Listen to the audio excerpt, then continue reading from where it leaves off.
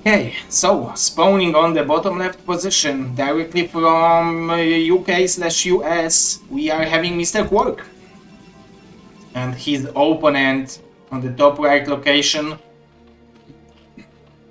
of Third World, we are having Mr. Ptak, directly from Croatia. Mr. Philo from Ukraine is hosting me, thank you, man. I hope you are staying safe. Let's watch on those Marines. I think the red Marines are looking the best, right? If I would have to buy myself a Marine, it would be, probably would be the red one. But the blue ones and purple ones, they both look pretty good. But you can see that even on commercials there is a red Marine. Okay, let's see what will be the build order option. We can see that KwarK is going for the expansion first this time, and Ptak is starting with the same opening he did in the previous game. This is Overpool.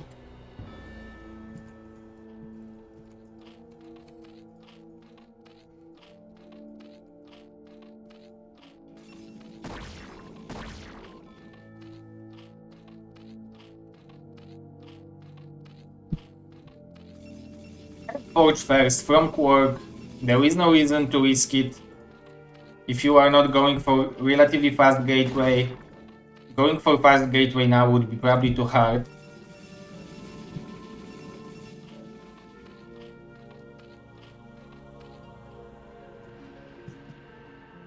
You can see that this is a good spot for the hatchery. Let's see how many Zerglings KwarK will create. He doesn't know that if he would know now that this is forge opening, then he would probably build only 2 links. But he might expect that this is gateway first. So he might create a couple more links. 4 links right now. Mr. Manu, thank you for the support again. Only 1 cannon from KwarK. Like, making 4 links is cool as well, because you have some links to chase the probe, you have some links to deny, to like scout your opponent. And now Ptak will check out, okay, so there is a cannon, there is a nexus, there is a gateway, I know what's going on.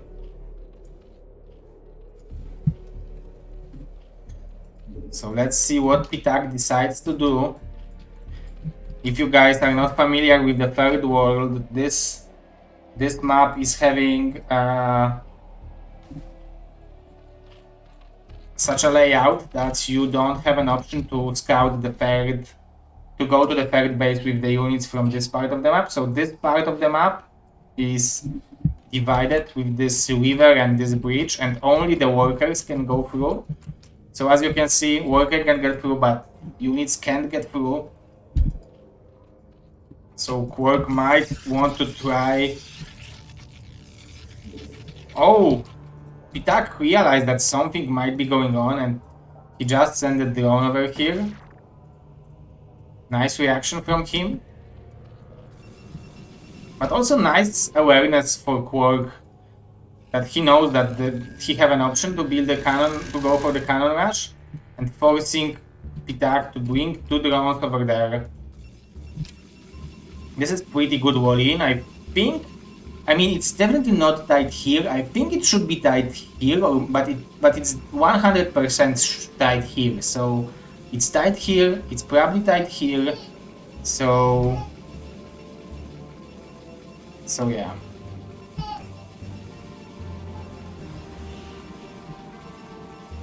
Thank you, Mr. Tarekaipo. Yeah, I know that was a nice map analysis, right? Red Marines are there. So this map gives you an option to go for the mass mutas, because you can have the third base, and all you need to do is defend the natural to defend natural and the main base. So it's definitely a map which can give you an option to go for some kind of tech build order. And You can also expect the reavers, the robotics support play instead of going for mass gateway units. So it's like semi-island map, I would say. But we will see the fourth hatchery from KwarK. He's struggling to saturate the third base.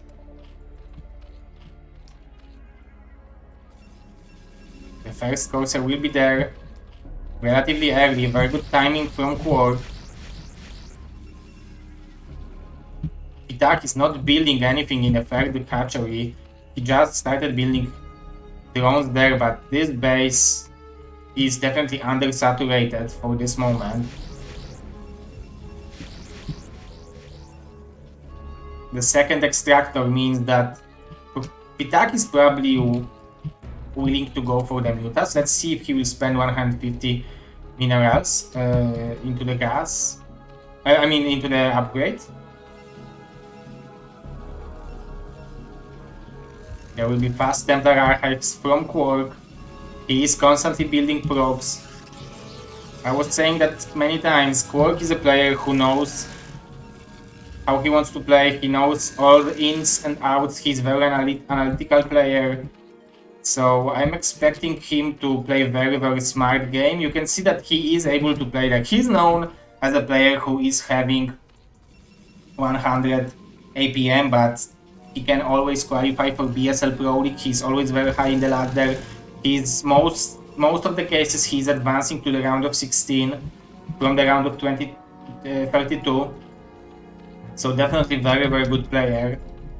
I'm expecting Ptak to go for the additional hatchery, and he just built it, but it's in the natural, so he is treating this part of the map as an income only, where this part of the map will be macro position.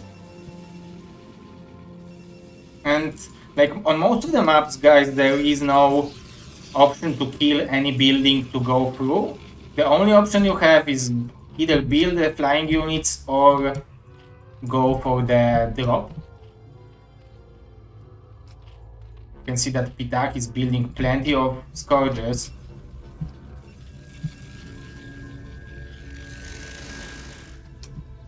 KwarK will want to, like, he will have an option to build some gateways here and Dark Templars. +1 weapon for the Corsairs is done.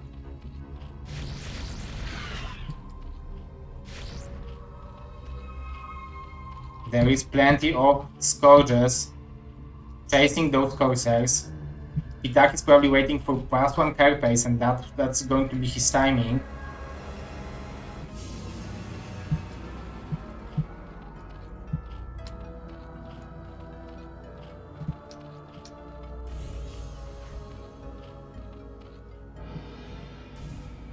And additional gateways and cannons are created by KwarK, so he will want to probably build High Templar here, Nexus here, probably going for the Robo, just to have an option to go for to defend this base, and he will want to saturate this position. Those two cannons will be there on perfect time. Let's see if Ptak will scout it. This is actually perfect for KwarK to damage those mutas so badly. The carapace is just finished.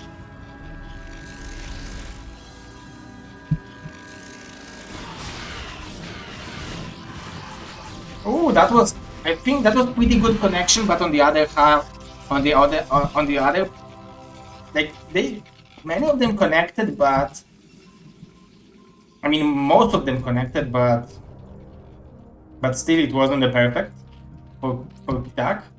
Now he is adding the 6th and 7th hatch. He's building plenty more scourges, plenty more mutas, but there will be a Dark Templar now from KwarK, and will Ptak realize that there is an option of Dark Templar? He has to be careful, because the High Templar is there. Beautiful storm from KwarK, eliminating most of the mutas.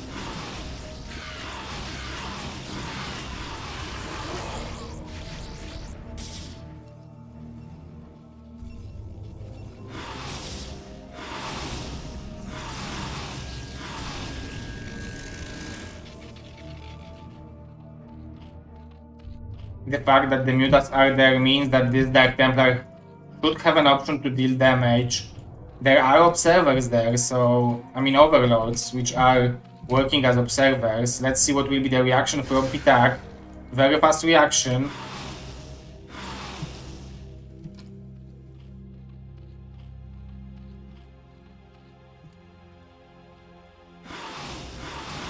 This DT wants to buy the marine! Buy the marine! The red DT! Didn't work for him. He didn't have enough minerals. Terrans are expensive.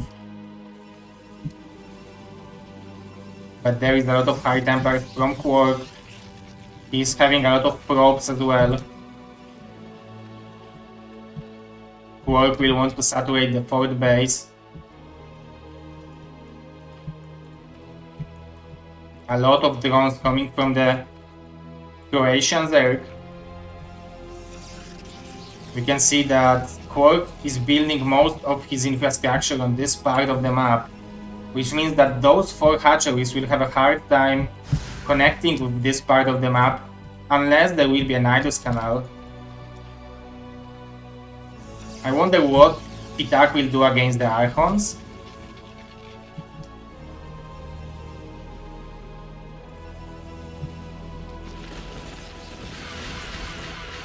Beautiful storm from KwarK, eliminating most of the threat. You can see that KwarK feels like a better player, like he feels himself that he is a better player. That's why he's playing such a defensive mode, such a defensive playstyle. He simply wants to build whatever is possible on this map. But we can see that Ptak did a good job droning up. He has like 80 drones right now, so when he will start macroing from those hatcheries, it will be pretty a large amount of units.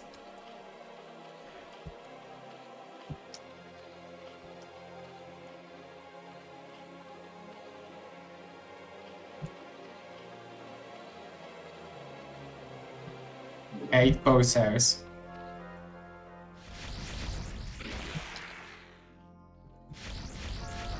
I don't think that KwarK will care about one spore.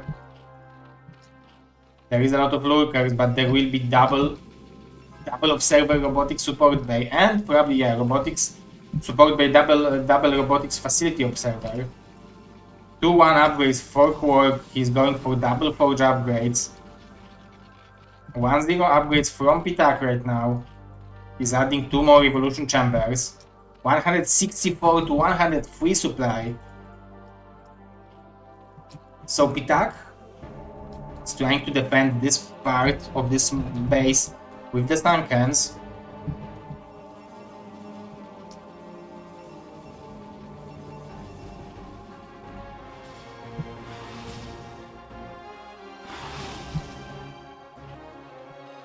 A lot of Sankens coming from the Zerg. A lot of drones from his side as well. Plenty of drones actually.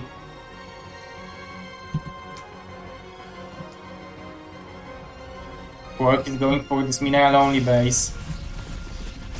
Nice movement here from Ptak, just to force KwarK to build additional cannons there.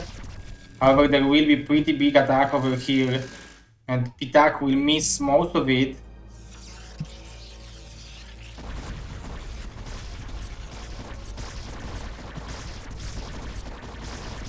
However, he will be able to deny the next expansion from KwarK.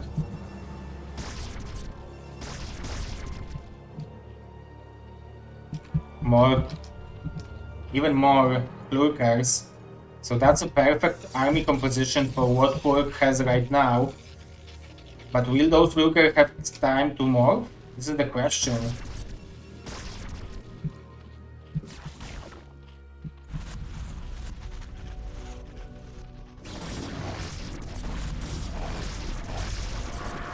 There are rivers here from KwarK. Those rivers can do a miracles over here.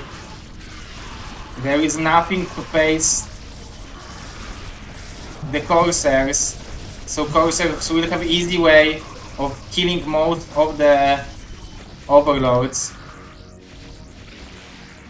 Will there be anything to fight those rivers? This is also the question. Nice micro from KwarK hiding this river, but there will be a flanking army. Beautiful storms from KwarK. He had pretty good value with this attack, however he also lost a lot of units.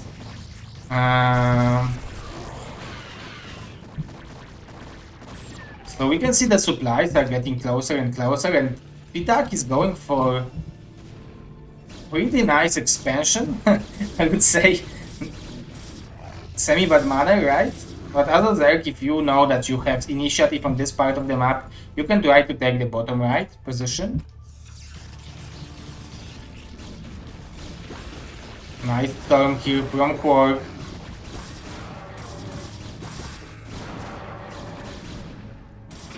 Incredible value from the Protoss with one River and the one High Templar. However, Ptak has a pretty big possibility to macro. The upgrades are great for the Protoss, but denying expansion is definitely a good way to play on this map. Denying expansions from the Protoss. KwarK understands how important it is to try to take those bases, because he will be mined out in the main base and in the natural soon. +2 weapon against 3-2 upgrades from KwarK. Ptak managed to kill one forge in the main base and KwarK didn't rebuild it, so at least he slowed down the upgrade development from the Protoss with those Lurkers. Good job trying to take the bottom right base. Let's see if this Overlord has anything. Like, even if it would have anything, there is so many well-positioned cannons that it would be very hard to do anything. We can see 3 Evo chambers from Ptak. They should kick in soon, so the Carapace upgrade should kick in relatively soon for the Zerg. But Protoss will have a third, actually the second incoming base, but oh, this is suicide attack. Ooh, very nice move to disruption web the cannons, the Sunkens. Ooh, a target firing the rivers is beautiful.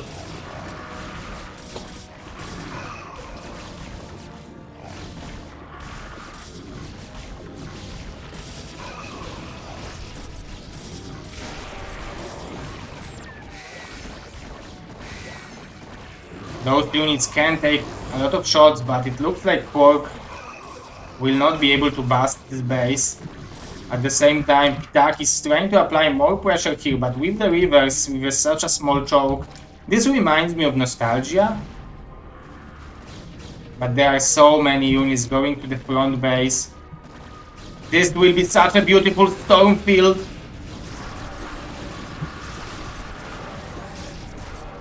The disruptions wave, and this is a lot of units to lose from Ptak. Going for Nidus Canal would be definitely a better idea. At the same time, he is applying pressure on the 4th base of KwarK. We need to remember that KwarK will be mined out in the 3rd base soon as well. So the fact that he will have additional Vespene Geyser income is great, but he will not have too much minerals income, where Ptak, his 3rd base is mined out, but he's still mining from 3 bases.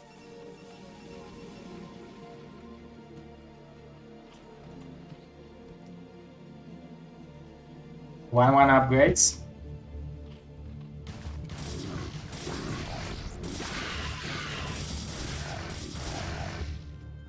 Nice harassment from KwarK. He definitely needs to deny this expansion.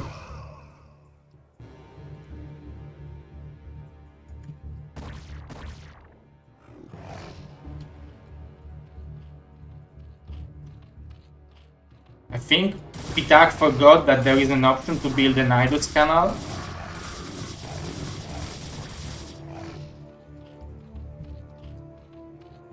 The speed for the observers. There are so many drones over here that one storm drop would probably be a general immediately after storming. There is no damage upgrade for the rivers, but KwarK is not having such a too big income. He can try to mine out those minerals. This is additional Archon. Or two.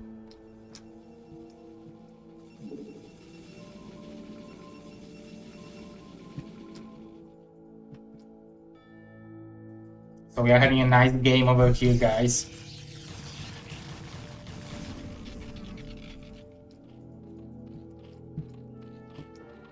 Both of the players are playing it more tactically. They simply don't want to allow other players to expand, and that's their goal. So we can see that KwarK will deny the bottom right expansion. There is still no Nidus Canal.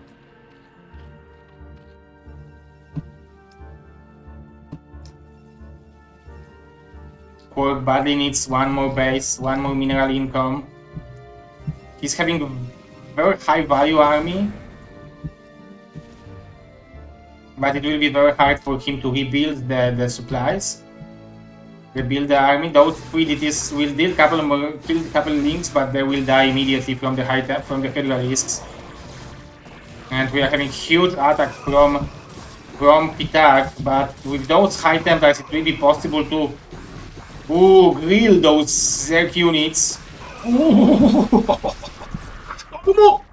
This is a good Stormo.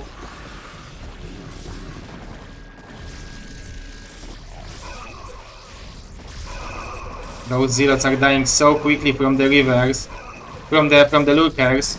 The rivers are doing a good job, but I think Ptak will be able to snipe them both. Nicely done, nice micro from the Zerg.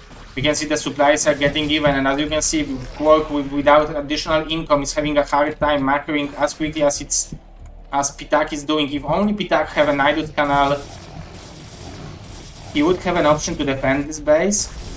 But now, without it, he either has to drop it, or he can try to kill the main base.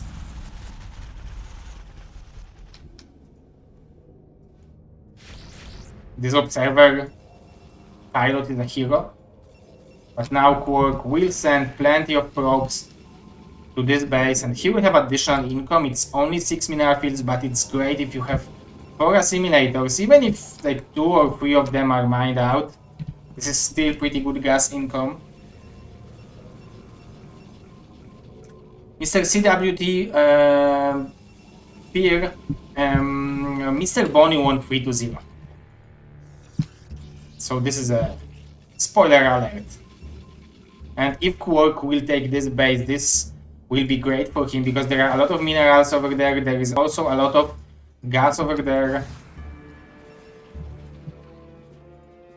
Ptak unaware. Oh, finally he found an Nidus on his keyboard, so there will be an option to send this huge army to the left side of the map. I'm just waiting for the Dark Archons. Very nice micro from Ptak, managing to kill 1, maybe even 2 High Templars.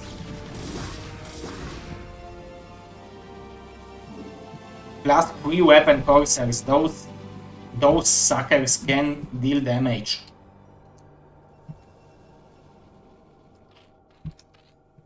There is no second carapace upgrade from Ptak. He is mined out in the main base and natural basically, but he will have opportunity to take this base. Nice micro from KwarK.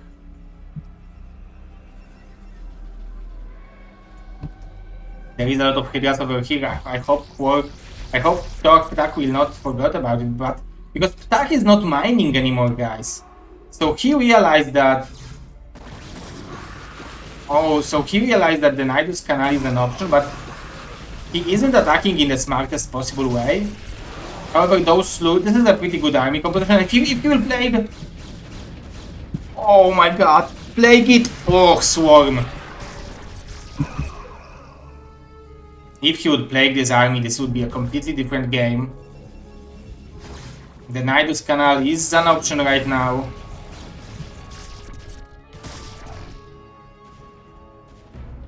There are so many units all over the map from Ptak. If only he could bring them all together, he would definitely be able to break those positions from the Protoss. Very nice reaction time.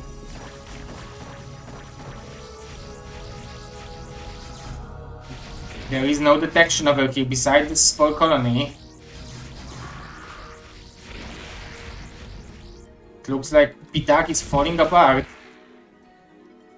He is mining from this base, but now KwarK is mining from those two bases and this. So now KwarK is the one who is mining from 3 bases, and you can see how much money he has.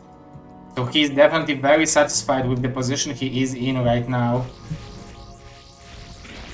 And eliminating those overloads hurts a lot, because if you don't have money, if you don't have too much income and you have to rebuild overloads, that's very, very painful. And those are +3 coursers, so they can deal damage. And you can see how much time KwarK is buying thanks to those coursers. And if he will scout all those overloads here, I think there will be only one position where those coursers want to go. And it's definitely very, very important for Ptak to try to do something, not stay, because now time is not working on his favor. He definitely needs to eliminate one of the bases from KwarK. And I think this needs to be top 1 position, top left position.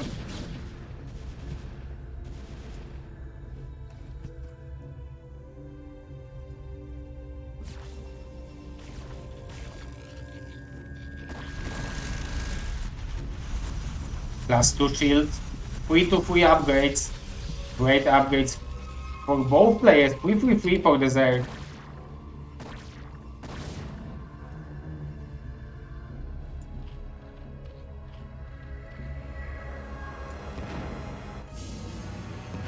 Ptak is just waiting. I wouldn't say that this is a thing you should do.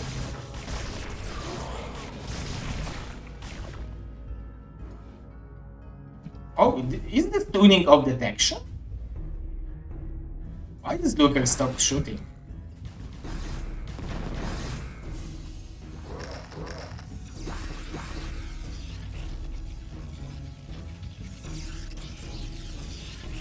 KwarK is simply waiting. There is no reason for him to attack. Like, Ptak is the one who is not mining, basically. He's only mining from this base, where KwarK is mining from those 2 bases, and he's having potential to have this one.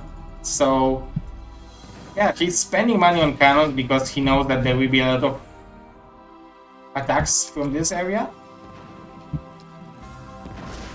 So what KwarK is doing, he's playing value game, and we can see that he can do it much better than Ptak. At least on this map, because this is pretty hard to send units around on the map like this.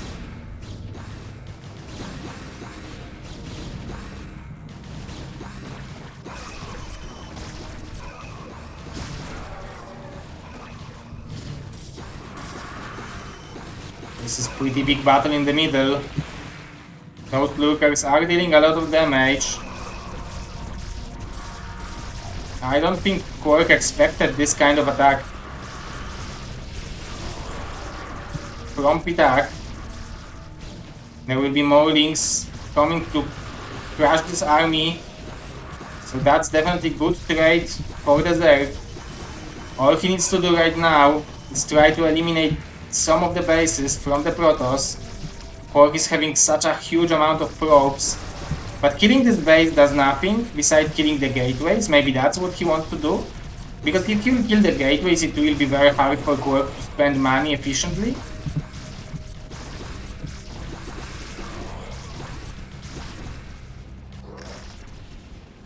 So there will be more gateways and robots over there. You can see that KwarK is spending money just to build the buildings, which will allow him to build units. The supplies are very, very close. You can see that Ptak, even without big income, is doing a good job in this game, staying on it. Eliminating this mineral only is very important for him. This might be his potential additional income. Those two Dark Templars might simply kill all those units if they would target fire the Lurkers. So this base will be eliminated. There are a couple more minerals in the middle. You need to remember that it's possible to mine them. You can see that KwarK is trying hard to stay on this third world part of the map, but it's not going too easy. It's not going to be easy because, like, KwarK is having the most fresh bases on the map, but Ptak is having an army advantage.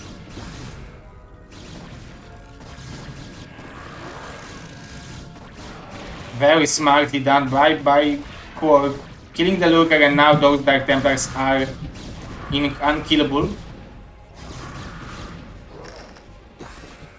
Now those probes needs to start mining. Those rivers are struggling to go to this mineral only just to have additional units which will help defending it. That's very, very important for our Protoss player, but it looks like Ptak will be able to catch them. But what will be the cost of those two rivers? Very nice storms from the Protoss.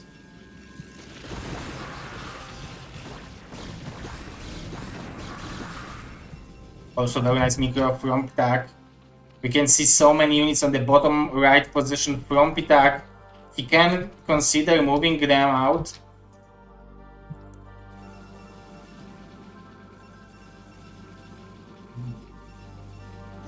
Definitely Ptak needs additional base.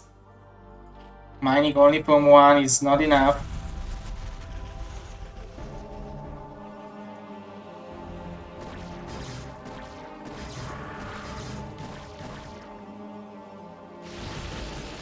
Nice storms. On top of the eggs, eliminating 4 Lurkers.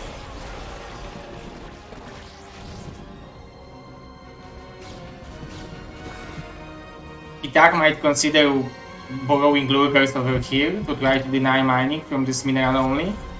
He's sending the drone there.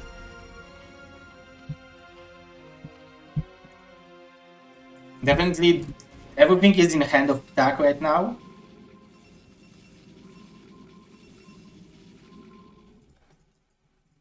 There will be more Corsairs from KwarK. I was thinking that he's building a carriers now.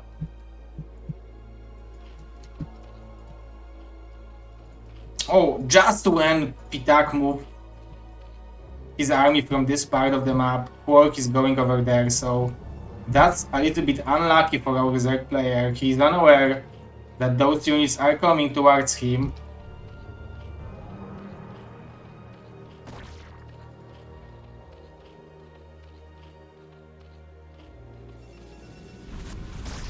Ooh, look at the supplies of KwarK! Very nice reaction from him. But at the same time, Ptak will lose the only mining base.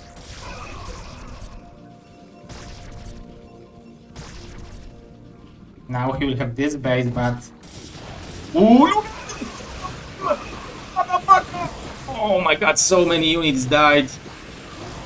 Nice defense from the Zerg. The only problem is that he doesn't have detection over here. He's sending overlords, but there is nothing to protect those overlords, so... it's not perfect.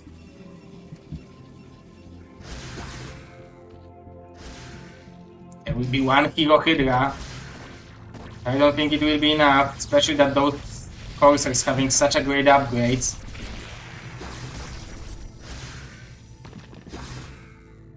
KwarK definitely did a lot of damage, gained such an incredible value with those, like, very small army, I would say, but still very, very efficient one.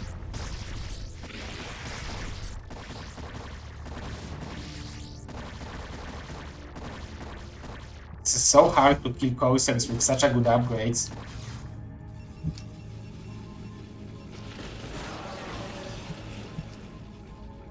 KwarK is only building value units. You can see the amount of props he has over here.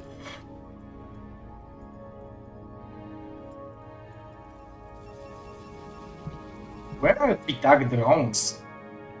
Okay, he has them here, so... But huge attack incoming from KwarK, and he will be able to get back to this game. He definitely was in very, very bad position. Ooh!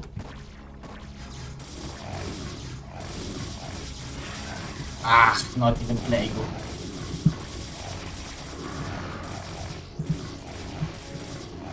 So beautiful, patient game from KwarK, realizing how to play a value game as a Protoss. He played it very patiently, and he did a good job.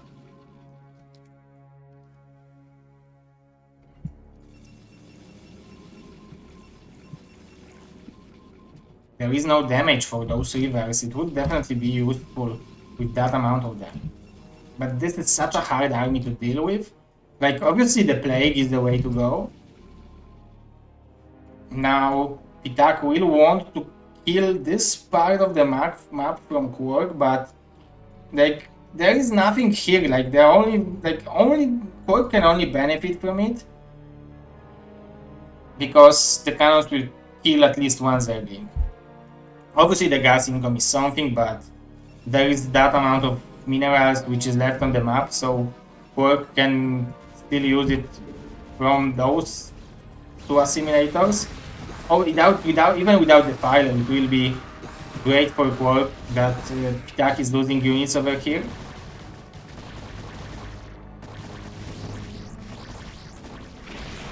Corsairs are such a beast units with a free upgrade.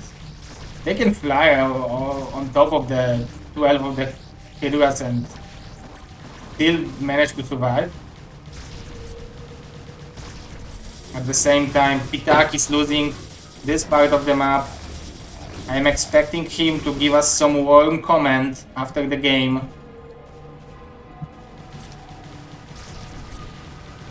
After he will think that the game is done. Something pleasurable for our eyes.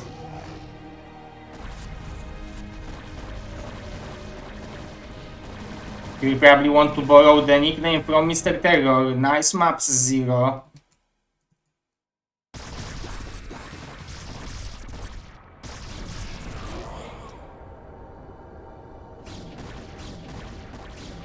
Now Ptak is definitely mined out. Where KwarK have so many probes that he doesn't even need an Nexus over here. Look at that, guys. Like, this is a worker, man. Beautiful disruption web supporting this cannon. Those cannons, excuse me. I don't know what's keeping Ptak in this game. Definitely having an Archon drop is great. I think going for Arbiter and Recall might be a good thing to do.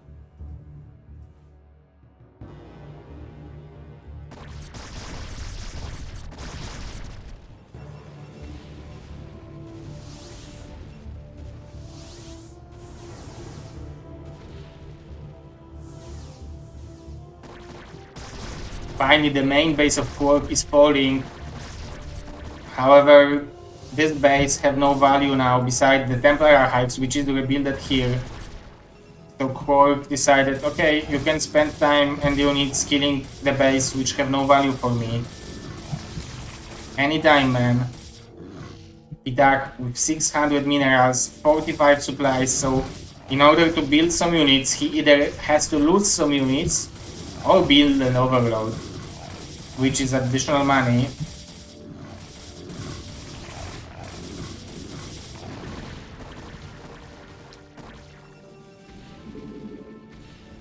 You need to still remember that there are still plenty of minerals over here. Close to 1,000. 1996.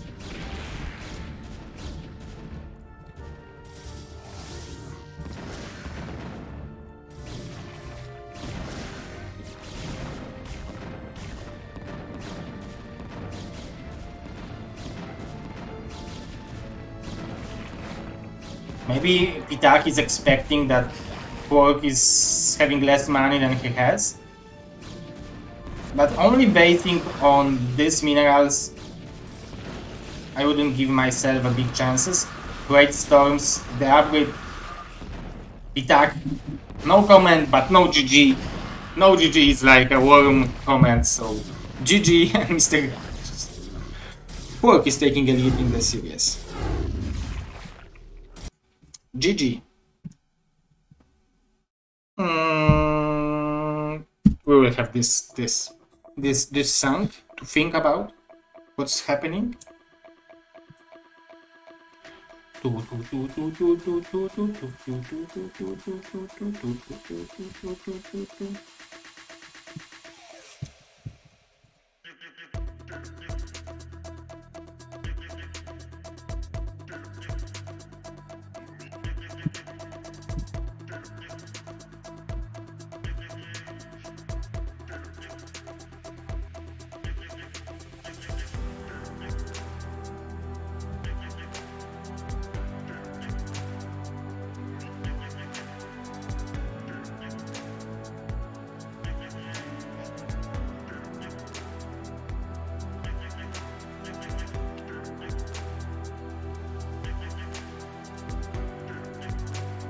Guys, tomorrow, same time, we're going to have Oya versus Ziki and Terror versus the World. That's great, I think.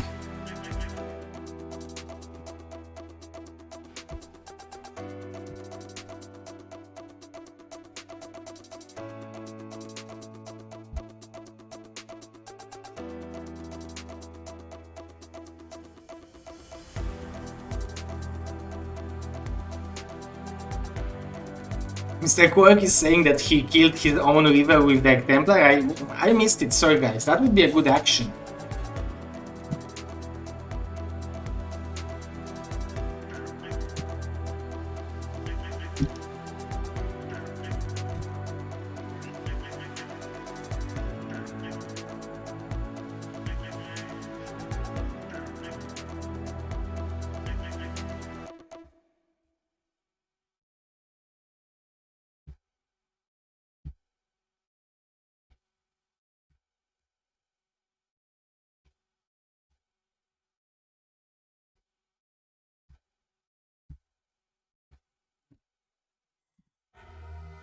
Ptak is thinking about the map.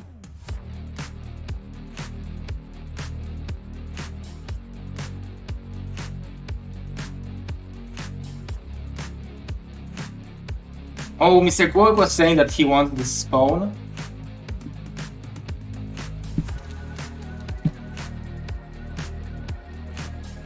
The map pick. Wait. It's going to be Nemesis.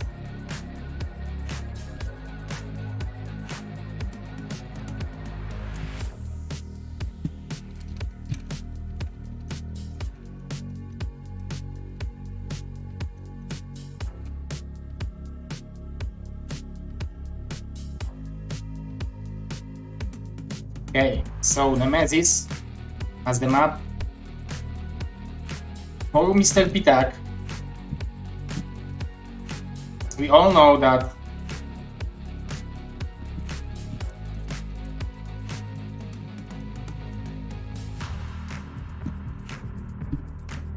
Mr. KwarK came back from very high position.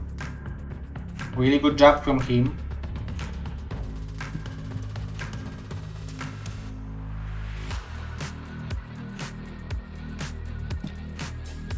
Let's get this party started.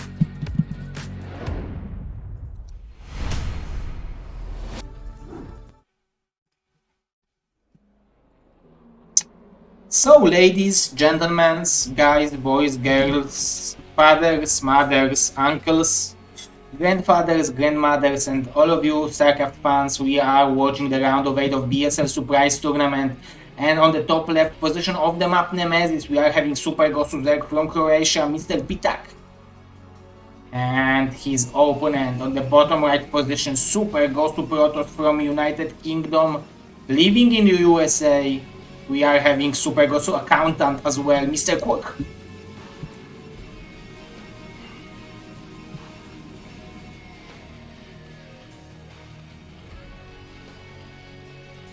Oh, cross position. And Mr. Ptak, it's very impressive, but I think that he is pretty comfortable with playing the double natural Zerg. I don't remember how it's called, what's the name, but like it's the style which Larva was doing, and that's very impressive for me because it's such a hard style to play. But Mr. Ptak seems like the player who is comfortable with that, so I want to see that. I'm really into that. I would like to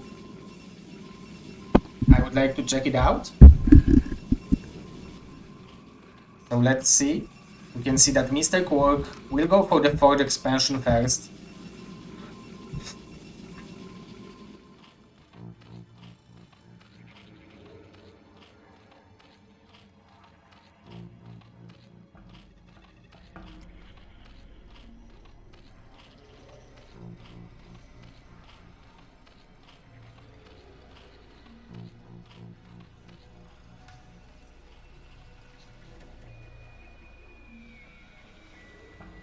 This drone will not be able to escape this probe, which means that Ptak will have a hard time taking the natural.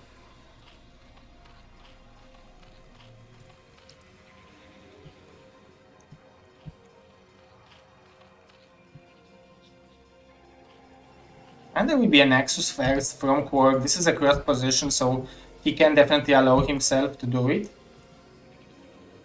And Ptak was just waiting just to take this natural. Very smart play from him. There will be 4 links and probably more drones incoming.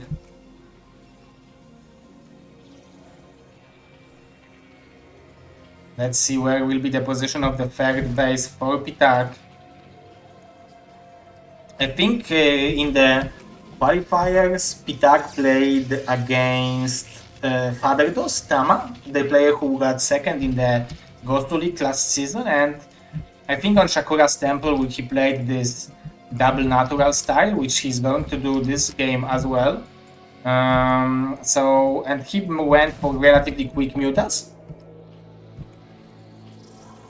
So let's see if that will be his option to do it as well. In that game, it was the mutas which were perfectly timing. They were he attacking with the perfect timing. They were perfectly timed. Second natural is there. It's very important to send one link over there to check out if Protoss is not making some offensive cannons. I don't know if KwarK is aware that this base that Ptak is constructing this base, but you can see the experience of KwarK, of Ptak, knowing all the ins and outs. Possibility of this cannon rush is pretty huge, so I really like that he sent the Zerglings over there. Mr. NBA, Super Gosu Protoss from Chile, who is already qualified for BSL Pro League. Our discovery from the last seasons, very, very strong player. I hope that you are practicing, man. Sir Mickey, thank you for the rose. 2.5 cents. Which is, for Polish, this is like 10 groszy. So it's... There is a coin like that. Okay, thank you guys. Thank you Mr. Masoka as well.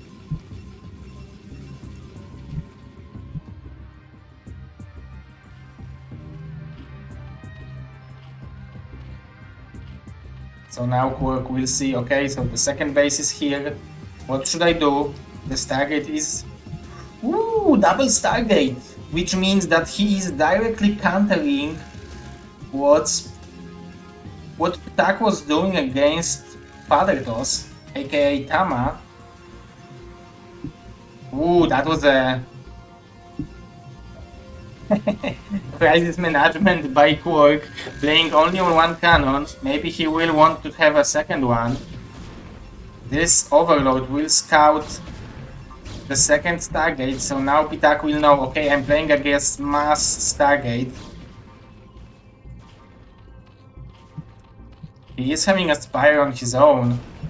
There will be an option for him to hold on for a while with the Spire. But when there will be an amount of Corsairs like 7, maybe 9, I wouldn't recommend him to fight it with the air units. I mean, he can try it, but without too big of a success.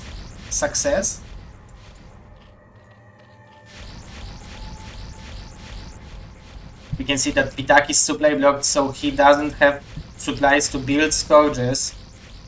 So he definitely needs additional Overlords.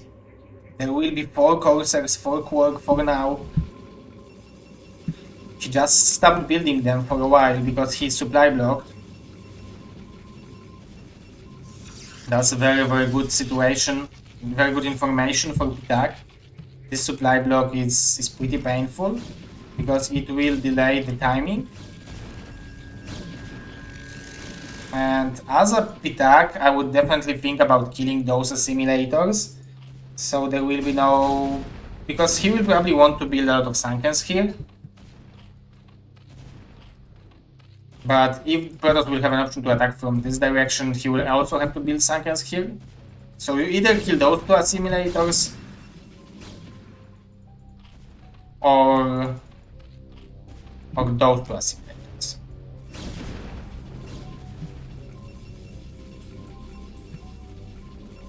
No more units from KwarK, because he already forced Hydras, so that's actually very smart. Because now Ptak thinks, okay, so there will be a lot of Corsairs coming soon, and Ptak is he's not investing into the Corsairs anymore, so that's a very, very smart play from his side. I mean, that's really impressive. And I think that if he will start building units from those 5 gateways, and will because it will be probably some kind of a timing attack over here. There are no Sunkens from Ptak though. He's having so economy, good enough to saturate 5 hatcheries, but usually you want to go for a little bit more drones with the style like that. Like, there will be a lot of goons from KwarK, and if KwarK will attack this position a little bit too early, it will be pretty hard for KwarK to deal with the amount of Hydras that Ptak has right now. And now KwarK will realize, okay, I have to go back. There are a lot of units incoming towards me. The question is, will Ptak pull the trigger? It looks like yes, he is attacking immediately. Very nice timing attack from the Protoss, from the Zerg. Catching the Protoss off guard. There are only goons over here. I don't see any High Templars. There is a lot of goons though, but they then don't even have +1 weapon upgrade. However, maybe KwarK will be able to defend it, but he will lose a lot of probes in the process. The Overlord will fall from the Corsairs. But KwarK is losing most of the probes. If those DTs will be able to... those DTs should be able to kill most of the Hydras. There are no Overlords. It's KwarK. Ptak is supply blocked, but this aggression was definitely very good for him. He eliminated a lot of the probes and a lot of the goons, so there will be no timing attack from KwarK anymore, at least not the one he was planning to do. +1 weapon is done for the Hydras, but KwarK will have this precious time to build those cannons, to gather the energy on the High Templars, so this is very, very important for him, and those Corsairs are buying additional time for the Protoss, so KwarK is doing a good job. But the cannons will be there, so that means that... oh, will he be able to deny +1? Oh, he will be, so that's very, very nice from Ptak.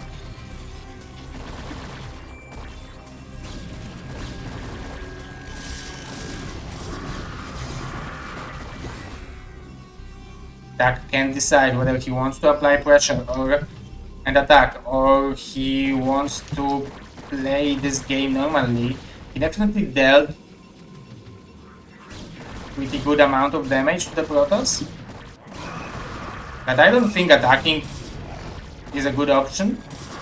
Attacking further. Obviously there is no speed for the Zealots yet, but I think having the drone cycle would be a good idea for the Zerg. He can even go for the switch for the Mutas, but I would want him to do the drone cycle.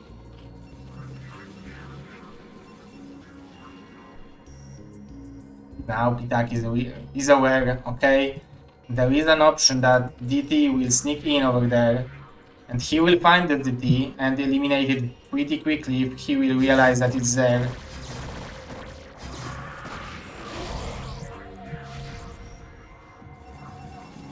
KwarK is doing good job macroing, and this army will be pretty hard to stop once the speed will kick in.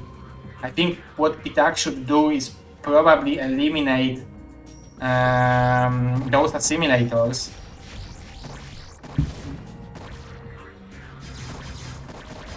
Oh, but killing those Dark Templars is pretty great for the Zerg.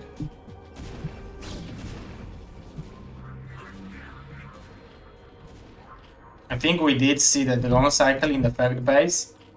He's having plenty of drones over there. But how he will defend this powerful attack? This is the question. Because he doesn't have any more Hydras here. If you have a Lurker Egg, maybe. He's having definitely much better upgrades, so those Hydras can attack well.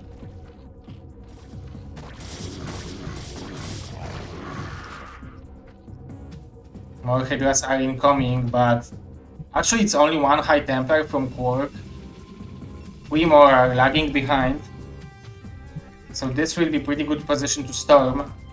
However, I don't think that KwarK will want to attack the high ground. Denying this base is good enough value for him. He's also securing the third base for him own.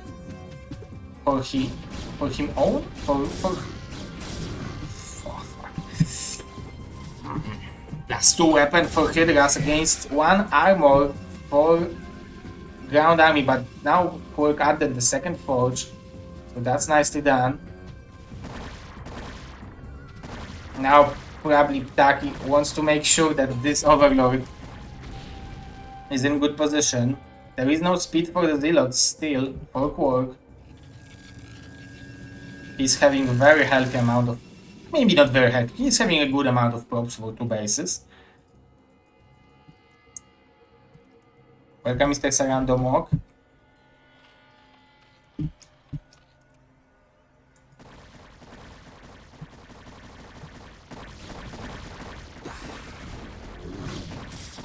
Nice snipe on the High Templar.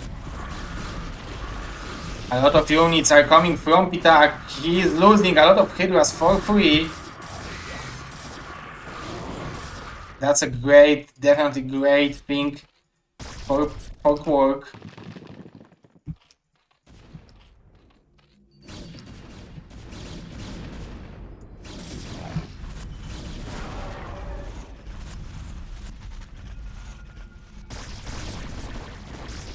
The observers will die immediately, so those lurkers will be able to deal a lot of damage to KwarK army.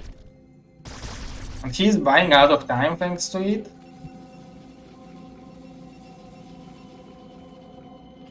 However, his main base and third base is having no defense beside the units. See, he can try to apply pressure on the third base and maybe it will cause KwarK going back.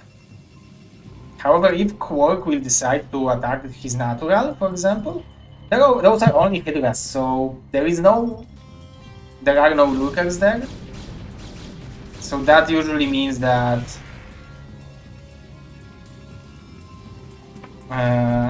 that 3 storms and this base is dead.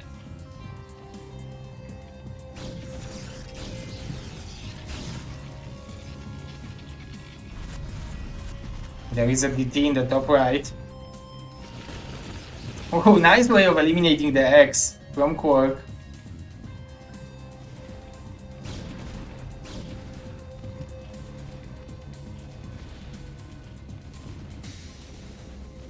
The DT is it didn't scout the expansion.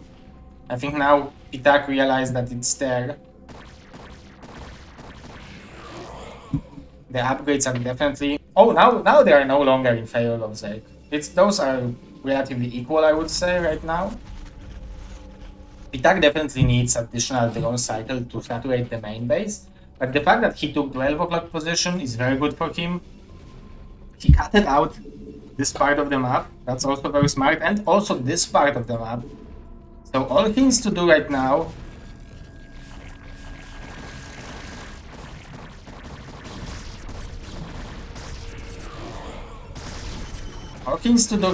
is kill those assimilators, or maybe those assimilators and those assimilators to saturate this base as well.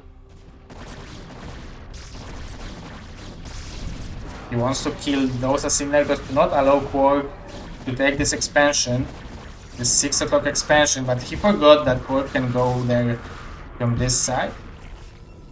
However, those Lurkers are cutting at like half of the income from this base from KwarK, and KwarK is mined out, almost mined out in a main and natural. However, he's having such a like pretty powerful army. So I would think that having a more Sankens from Ptak might be a good idea, because he's having very healthy economical position, but what he will do against such a big army from the Protoss? This will be a lot of storms, this will be a lot of goons. Like, he's having pretty healthy amount of Hydras, let's say, over here, but it's not an army which is trading well against what KwarK has. I mean, if you are dodging the storms perfectly, then maybe.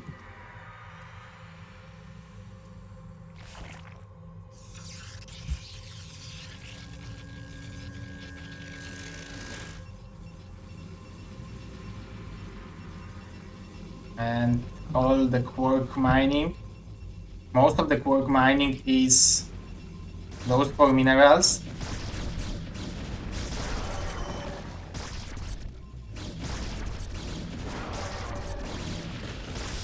Nice storm. And nice dodges.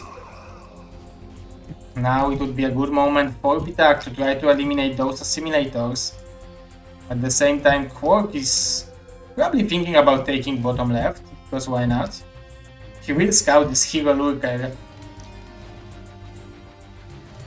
tickle it, and go further to expand.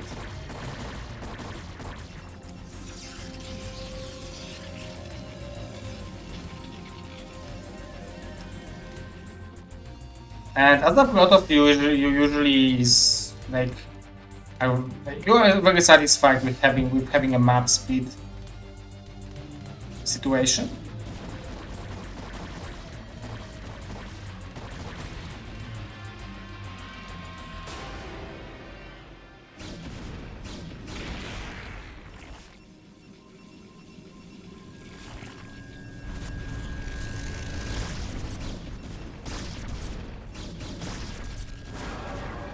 And now KwarK, with the additional income, is in very healthy position. Although Ptak is also having pretty good position. He's having a lot of drones in the 12 o'clock position. He is thinking about taking 9 o'clock position, but first he needs to kill those X. And he's building out of macro hatcheries, so I would say he needs like probably 20 more drones. But besides that, he's in pretty good position.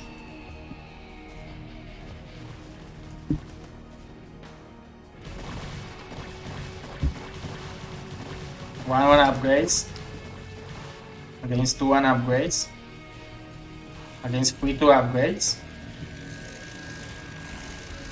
So we'll have some kind of a drop.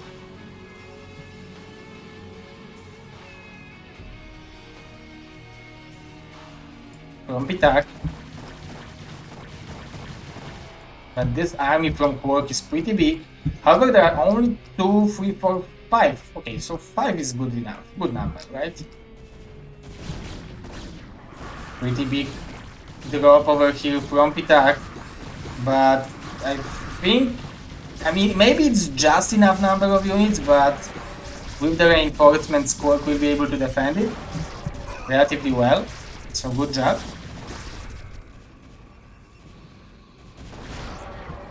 Those are hero coursers. Those are like this courser is here from the beginning of the game probably. And we will have big engagement in the middle. Let's see. Very nice dodges of the storm from Ptak. The upgrades are definitely in favor of Protoss. There are so many goons right now. Without a storm, it's so hard to fight against such a big amount of goons. The Lurkers are dealing plenty of damage with those 3-1 upgrades, but Ptak just like lost majority of his army. So I wonder what he will have left in the third base, in his natural, to defend it. 1-1 upgrade on the links. If he would have 2-2, those would be completely different trades. Because KwarK is having only +2 weapon.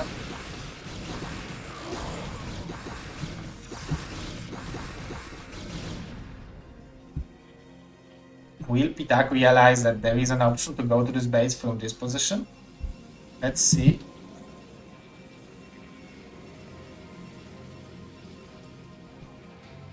Nice awareness of Ptak, seeing those DTs here, seeing this DT here, being aware that he should kill those assimilators.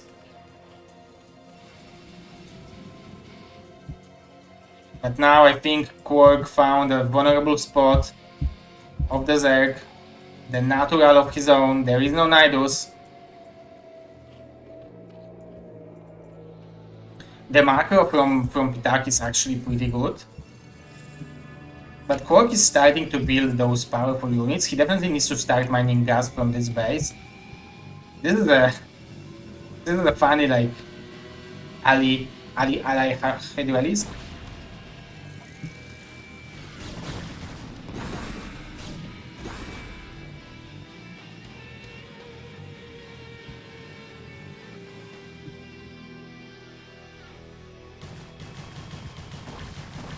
Good job by Ptak by killing this assimilator. Will not enable the units to go through. Ptak is having such a big amount of gas.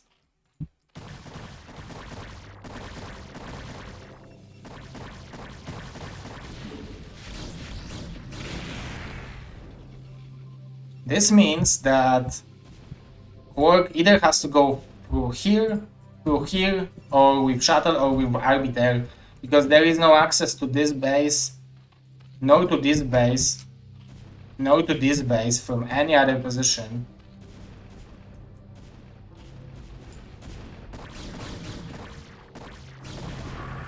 Plenty more units coming from the Zerg. 2-1 weapon upgrades. There is arbiter from KwarK.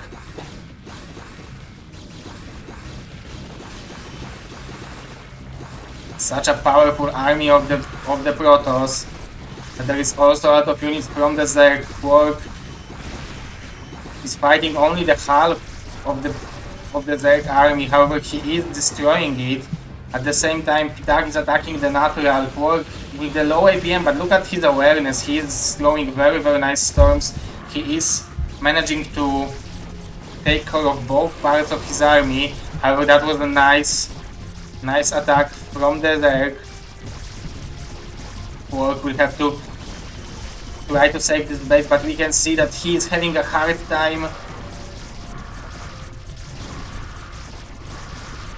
trading well against it. We will see a flank from Ptak, but there is no observer, there is no overlord, and he doesn't have too good upgrades on his links. I mean, like, if there would be Carpace, there would be no big difference. Until there will be no +3 Carpace.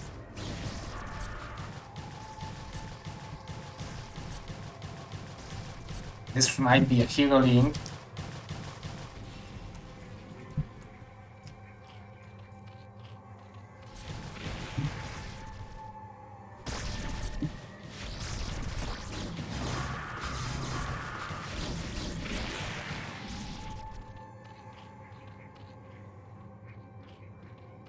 the main base is still relatively fresh. However, the fact that KwarK is having this part of the map is the most important thing for him. And we can see that the amount of drones that Ptak has, I mean, it's not bad because he has pretty healthy amount of income. But he definitely needs to saturate this base well, but he will be able to send those drones over there. So he definitely have an option to make big amount of units with the amount of hatcheries he has. And he has plenty of money, so let's see. Let's see what he will be able to do. There is definitely a need for additional arbiter. We have arbiter over here. He's almost having energy for the recall. And if he will recall this base, this looks like the most important base of Ptak right now. Because this base will be relatively easy to defend. Because there is a lot of units over here. But this base, because of those assimilators, it will be very, very hard to defend.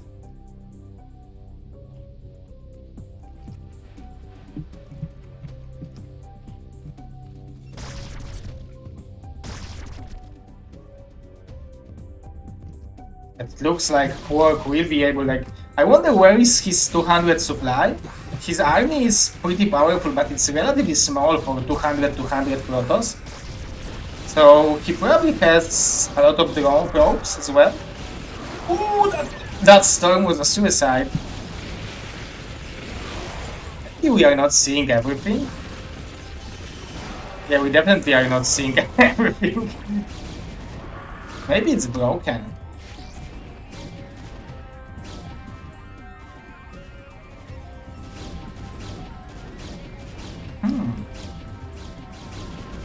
We will definitely need to check out this game again.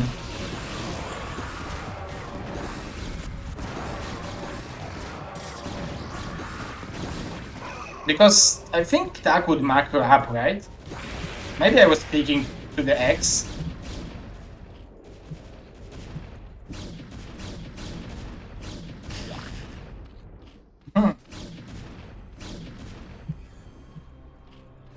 I wonder what's happening. Probably the game is broken, right?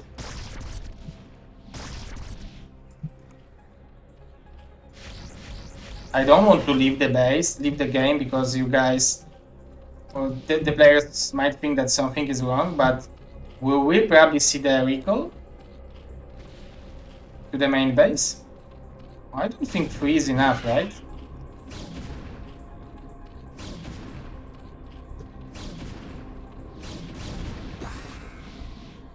Yeah, it's definitely broken, guys. So maybe I will not show it to you and we will get back to this game once the players will finish, because this looks like a very, very nice game, but it got broken.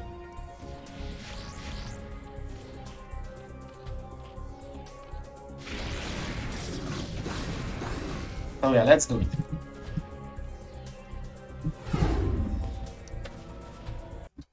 Looks like it's broken, guys, so I will let you know when it will be done. It probably will take some additional time because both players are having such a big amount of money. I will count the probes of KwarK now. Ooh, Mr. Manu, thank you for the support, man. Again, Mr. Manu, the biggest supporter of the Robo channel. We will be back in this game, guys, just when it will be done.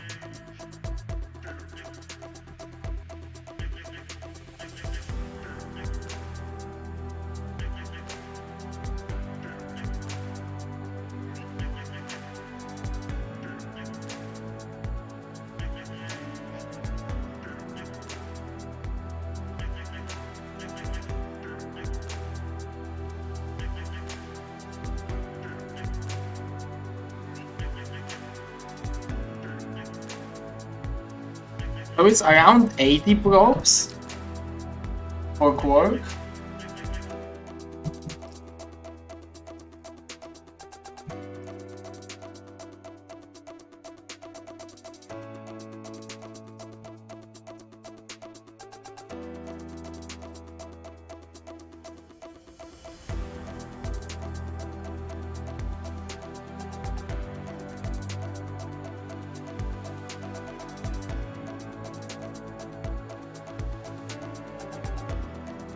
Yeah, guys, it's broken unfortunately, so I will be back. We will watch the end of this game from replay.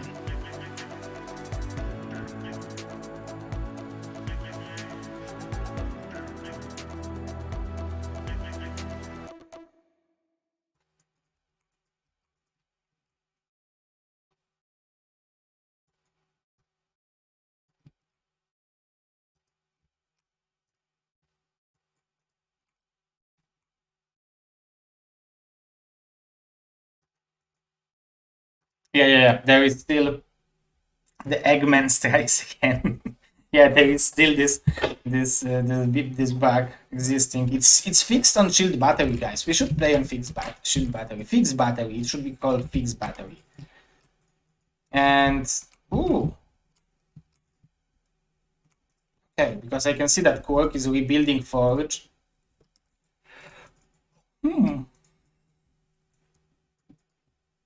And Ptak is like both players are having above 10,000 minerals, so definitely a lot of bad things happened. Yeah, were happening. But overall, KwarK should be the one who is having more access to the bigger amount of minerals.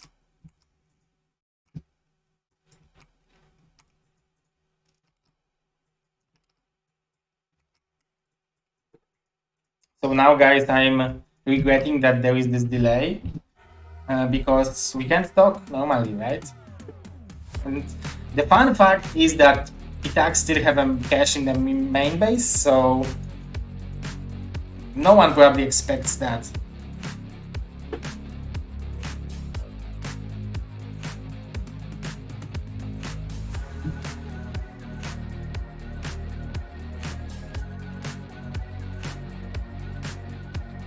World Cup break.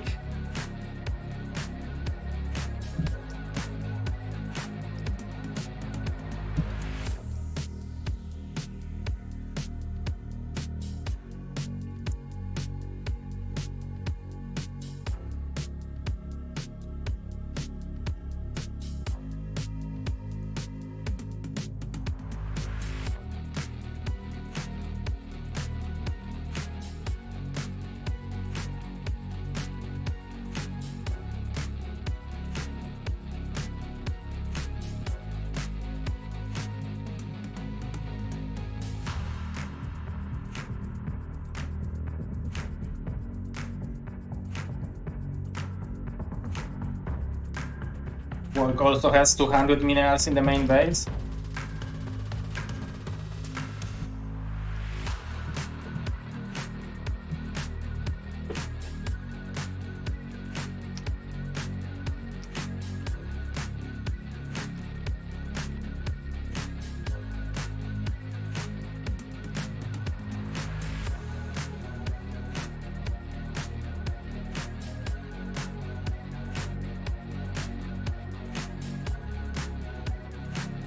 Oh, guys.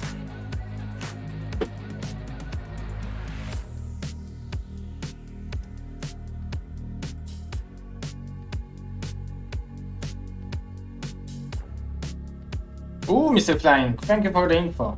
Yeah, I asked Robo to put in on the front page, so it would be, that's very nice. Hype, exactly. Thank you for commenting, guys. This is additional activity, which I think Trovo also appreciate. That's huge thank for them for supporting BSL. So we had a prize pool for this tournament, and we were able to organize it.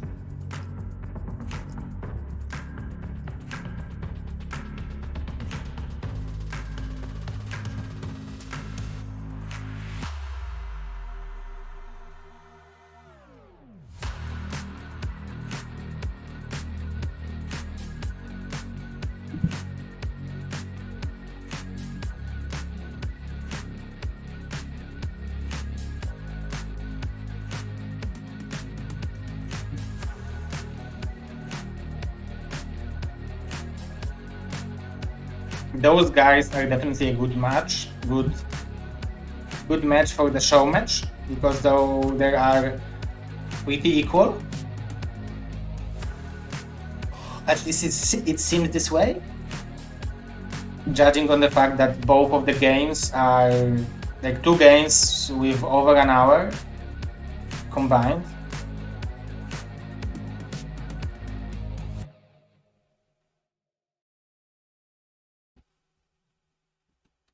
KwarK is having 15,000 minerals. Ptak is having 16,000 minerals on my end.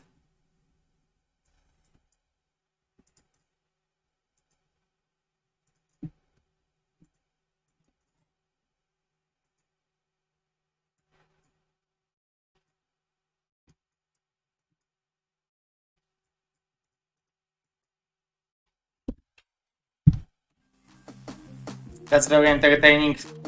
Very entertaining stream, guys, right?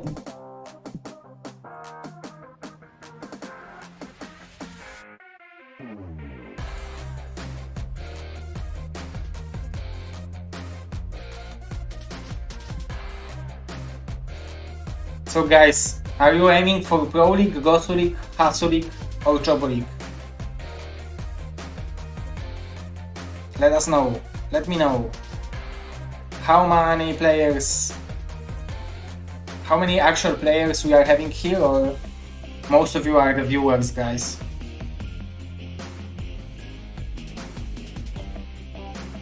Oh, we can see that Mr. Dawid is playing currently because he got into the 2nd spot in the ladder. Nicely done. And I need to say that I'm getting hungry, guys. This game is still going on. But KwarK finally getting ahead in minerals, 17,500 to 17,400 for Ptak. So, but and KwarK still have more minerals.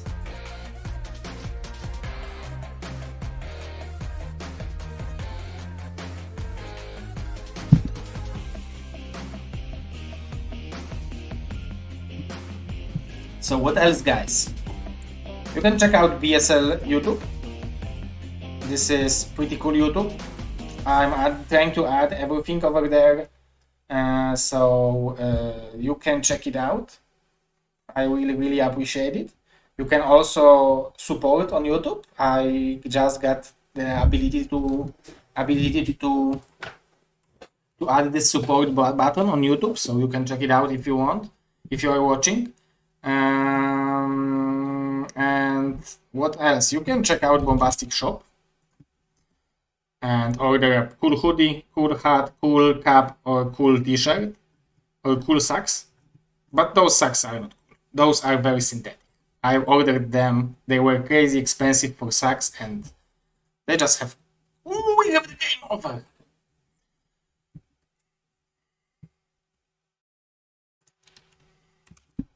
Let's go, guys.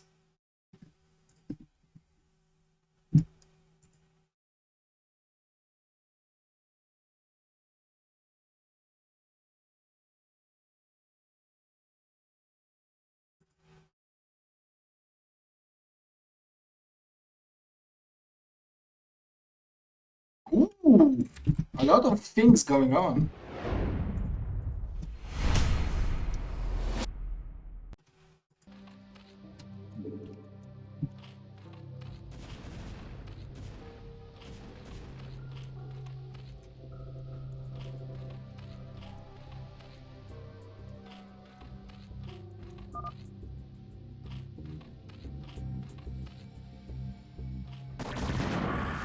A nice harassment over here by KwarK. And as I was saying, guys, this is pretty important that KwarK has this expansion. But also I didn't see that Ptak killed this base of KwarK, so that's very big. However, I don't see a way for Ptak to... I will tell you honestly, I don't know who won, but I don't know how KwarK can break this position. And it's only 69 probes, guys, so I was wrong. However, this is pretty big attack from Ptak.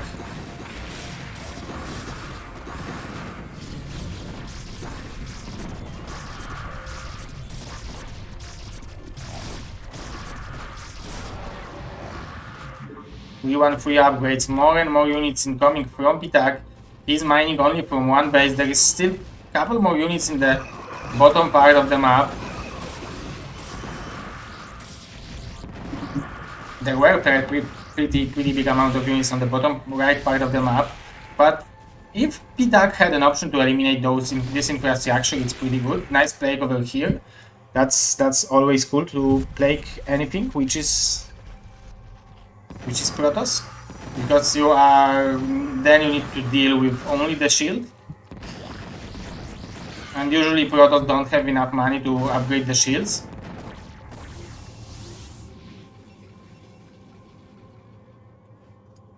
Couple more minerals here, 249 here, 249 here. We might see a recall. Nice recall, but also nice micro from Ptak, being able to eliminate the one river. However, now look at the advantage from KwarK.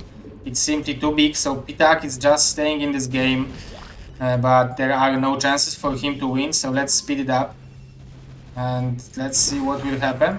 Nice disruption webs. So it looks like KwarK decided that he will kill him now. He's killing him. Good job, good job. And KwarK and Ptak, let's say GG. And we are having 2-0 lead for Mr. KwarK. So definitely nicely done. Let's move the screen to the bracket. Let's move the screen to the bracket here as well.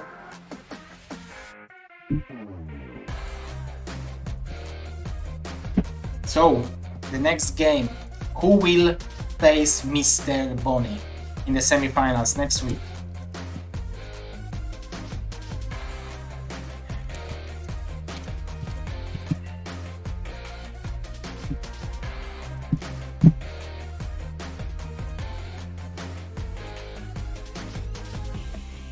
Lemon, okay, Lemon.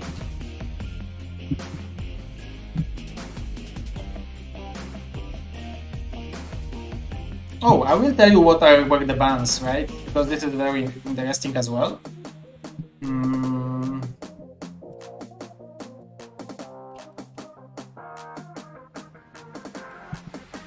So the bans were KwarK banned Shakuras, then Ptak being banned Kickflip, then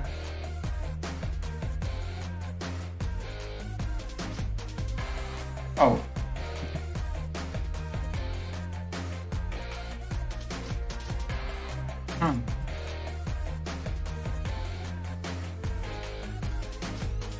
Yeah, there is a delay, guys. There is a delay on the stream because we I didn't want it. I know that this is the finals, and I think I think that players deserve to have this delay. I don't even think that players are expecting anyone to snipe, but I would say that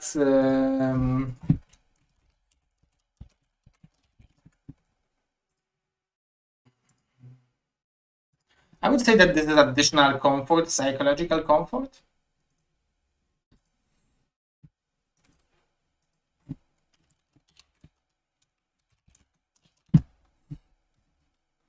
Okay, guys, it looks like we are ready.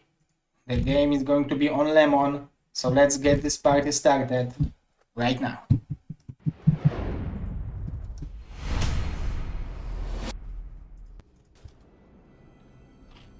So on the bottom right position of Lemon, we are having Super zzzeropl player from Croatia. We are having Mr. Ptak. And his opponent, Super Protoss from UK, living in US. We are having Mr. KwarK.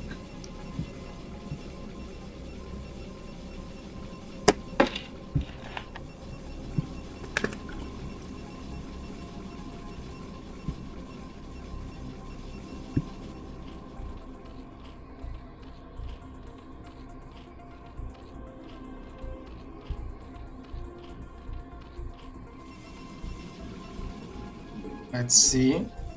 We can see that somehow this 400 49 minerals is a thing on most of the maps. KwarK decides to go for the expansion. As a Zerg, you have an option to go for a ferret base over here, and you have access to 4 assimilators.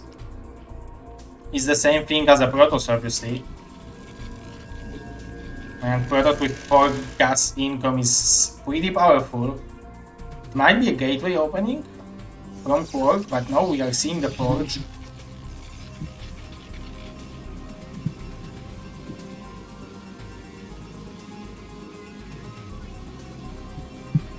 This is best of 5.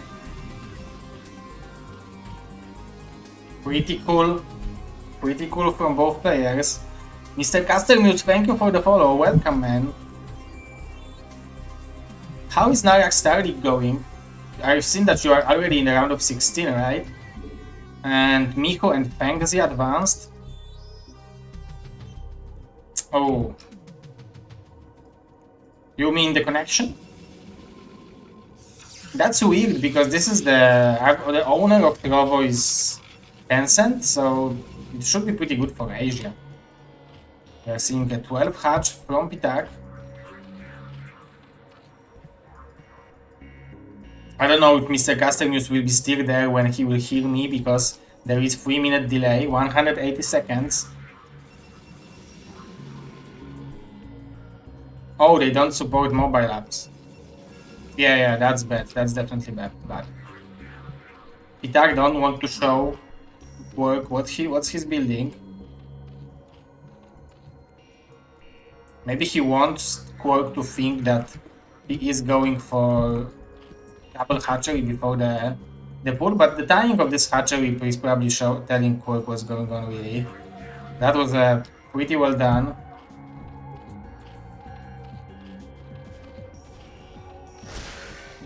One road died.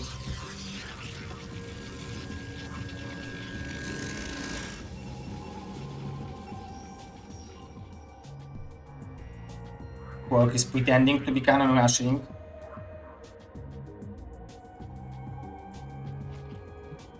Yeah, I think 3 minutes is minimum, right? Because we are in the 3rd minute of the game right now, and actually the game is just starting on the stream, like for you guys, but in the later game, if you are, for example, hiding carriers or something like that, I usually have, it depends on the season, I have from 3 to 5 minutes on BSL Pro League.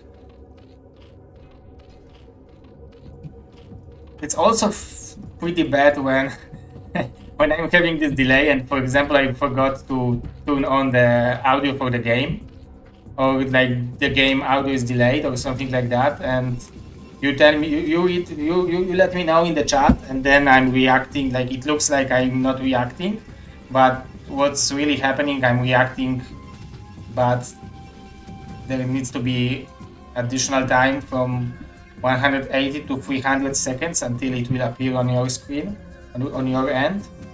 Oh, those bases have only, oh, they have 5,000, 3,500 and 1,500. This is pretty fast income for the gas income for the KwarK. So maybe, usually you don't see 2 assimilators being mined that early, right? But maybe the fact that he has 6,000 over there is they convinced KwarK that it might be a good idea. The real caster news. Yeah, probably that's the real caster news. That's our organizer of the amazing tournament called Narak Starleague.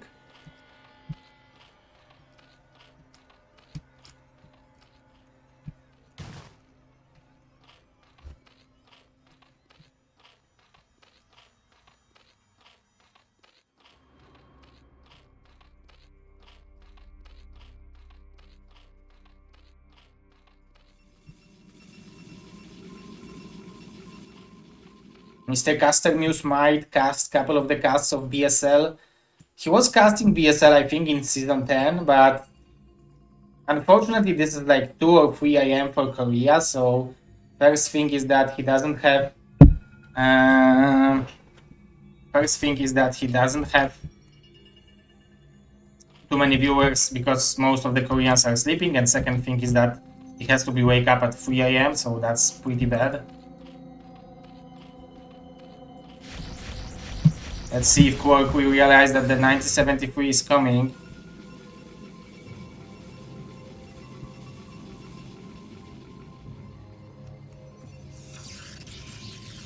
He definitely needs more cannons. I mean, KwarK is.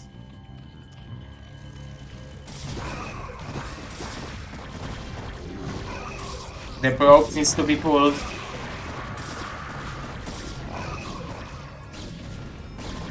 Very nice probe drill from KwarK, but I think this cannon will not be able to save him. I mean, maybe if he will pull more probes, he will be able to buy additional time. But it looks like Ptak will have a perfect timing on beating KwarK in this game. The Dark Templar might... Actually, the Dark Templar might save KwarK. But Ptak killed a reasonable amount of probes that he feels probably pretty satisfied with the position he is in. He definitely has enough money to start adding additional hatcheries. GG from KwarK, and we are having 2-1 score.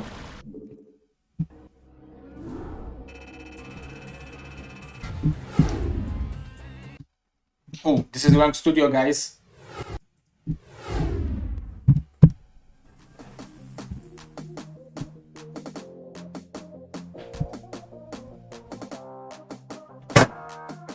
What? Holy crap.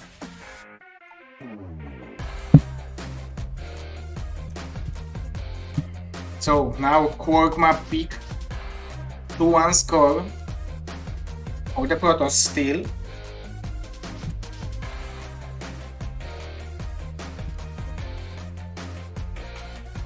The map will be Transistor.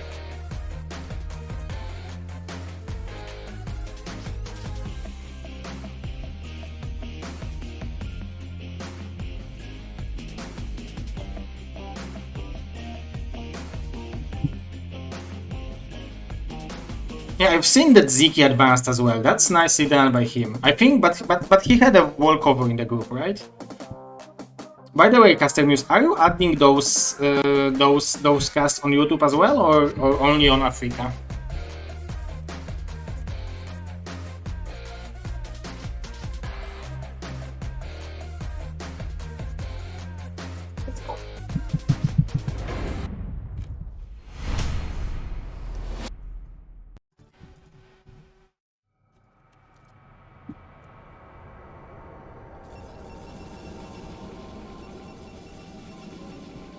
So the top right position of Transistor, we are having Super Gosu Protoss player from UK/US, Mr. KwarK.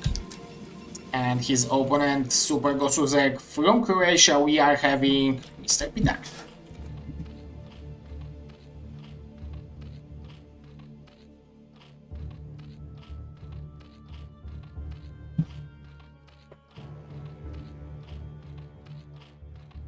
Yeah.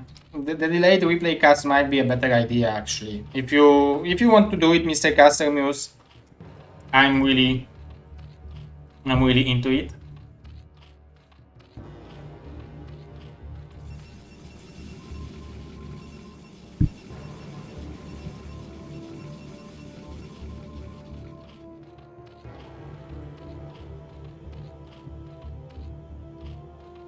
I'm watching at the game. I think KwarK lost a lot of probes, and I think he lost this Dark Templar. That's why he left the game. And actually, the fact that he started mining gas that early, I think this is pretty bad for him, because he didn't have enough minerals for the cannons. And on this game, we can see Nexus first against 12 hatch. That should give advantage for the Protoss. Unless KwarK will go for double hatch. Now it would be actually very smart. I think KwarK played in the season where we had this map in the map pool. I think it was like season 9 or something like that.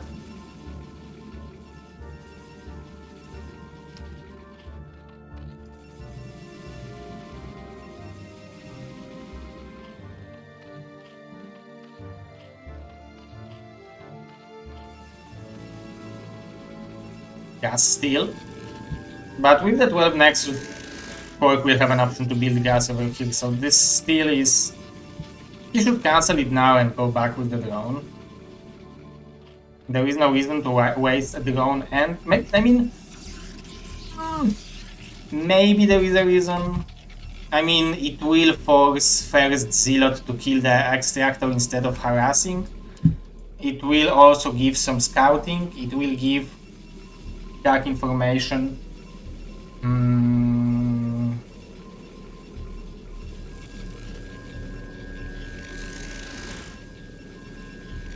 What's going on? But there is no pylon close.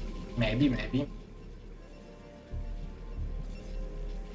Yeah, Mr. Castellmus, I was asking, like, because LML suggested that you might want to, the better idea might be that you will cast BSL in the good time for Koreans, but from the replays. Like, for example, BSL, like, you could cast it on Sunday, the Saturday games on Sunday or something like that. That was the offer.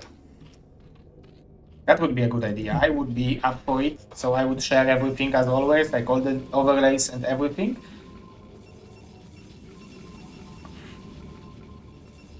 I could also record the clean feed for you and send it to you, as I was doing with Artosis. And as you can see, KwarK is mining from this assimilator, so it didn't cost too many problems. As you can see, the first Zealot will be busy, but will gain some experience. It will sharpen his blades on this assimilator. Relatively fast layer from Ptak. He is supply blocked though. So as you can see, those 3 larvas could be drones. And again, now he has to build additional overload now. However, that was a very nice Hydra Bust. I think the reason Ptak chose this map is that it's very hard to Hydra Bust on this map. But on the other hand, if we are talking about the mind games, maybe because no one is expecting Hydra Bust on this map, this map is good for the Hydra Bust. Maybe that's the reason. KwarK is keeping the probe in base of Ptak for a long time.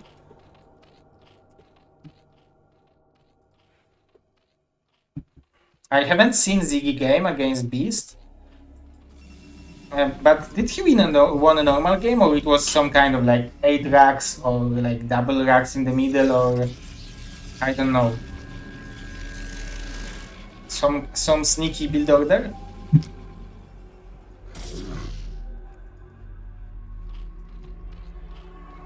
You can see a lot of drones from Ptak.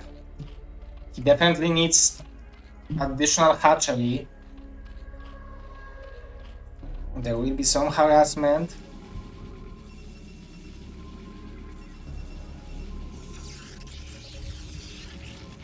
The Corsair timing will be pretty late.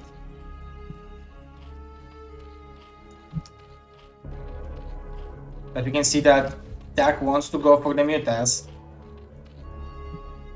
However, even if you are going for the Mutas, it's good to have those 5 hatcheries.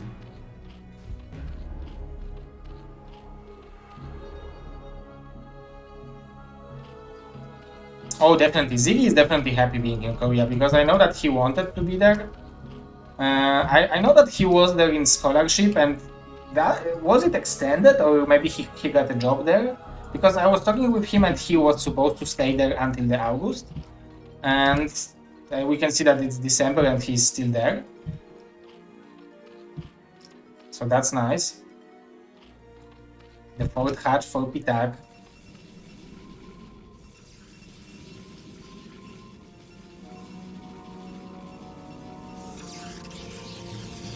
I think it would be better if I would record the clean feed and send for you to use, because as we were talking before, the Koreans don't like the cast from the replays. There are some mutas from Ptak, 5 of them, just to harass the mineral line, maybe just to force additional coursers.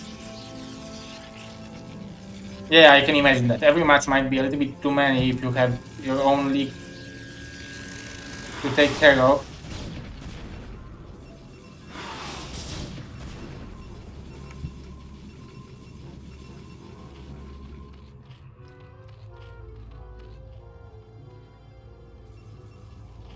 Ptak is mining from 3 extractors, so he will want to go for a lot of Dark Templars, a lot of mutants, but we can see, yeah, I was thinking about the second Dark Templar because I was thinking that's the reason why KwarK is building it.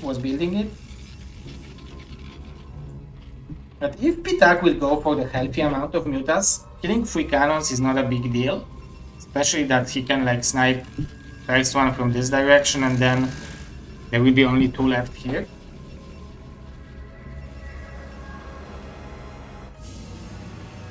But this Dark Archon might be the most precious unit that KwarK is building.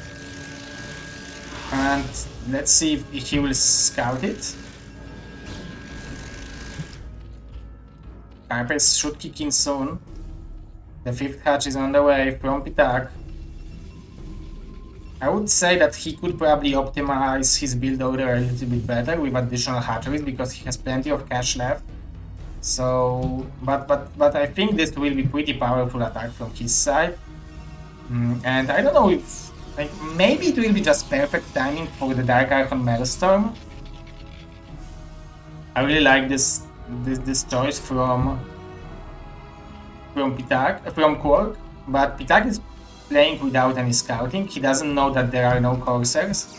I mean, there are only 2 of them, so he spent plenty of cash on Scourges. Where the way KwarK will want to kill. Oh, what's going on?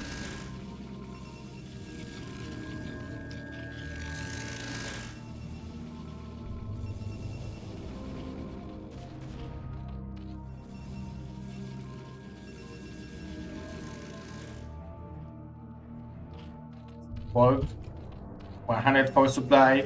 Ptak 77, but he's supply blocked, so once he will be unsupply blocked, he should be able to build many more. But he's not building overloads, that's his problem. He's not paying attention. I think he's aware about the Dark Archon, that's why he's not pushing.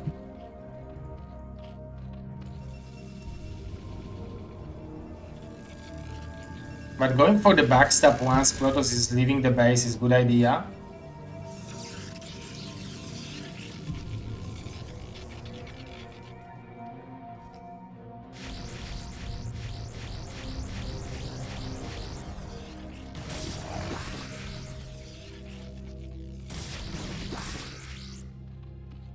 Four Sunkens, couple Hydras. Definitely not enough to kill all those Zealots. Good upgrades, +2 weapon. However, that's a good idea to go for the backstab.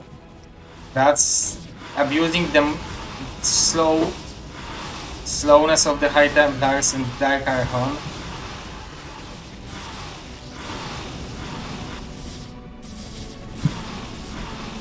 And it will be very hard for KwarK to deal with those mutas now, once the static defense is dead.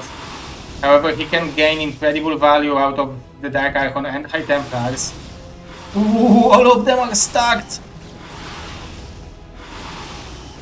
Nicely done. All he needs to do is storm them now. Beautiful execution. Couple of the mutas will survive, but that was beautifully done by KwarK.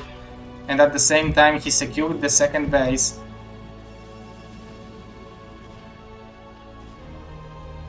We can see that Ptak is still in pretty good supply position. It's 81 to 110. However, it's free base versus free base, so it's pretty hard for him. He's playing very defensive style, I would say, and he's constantly building mutas, so probably he's not expecting the second Maelstrom, but there will be second one, because this Dark Archon was there for a long time, and it will be very hard for KwarK to break any position that Ptak has, because there are Sunkens and Lurkers there.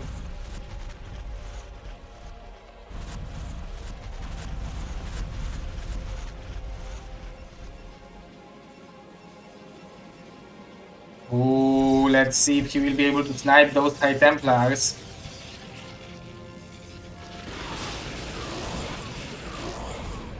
Nicely done by Ptak. The Dark Archon is with the main army. Those mutas are pretty wounded after the fight with the High Templar, but they will be able to eliminate this cannon.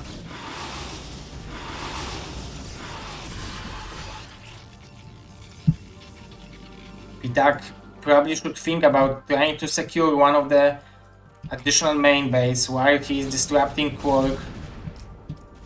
This defense seems pretty good for the Zerg. I don't see Protoss breaking it. Even 4 cannons now being added by KwarK. More Hydras, but he's on 3 bases. It's not broken, guys. It's just KwarK is pretty often supply block, that's why he has so much money.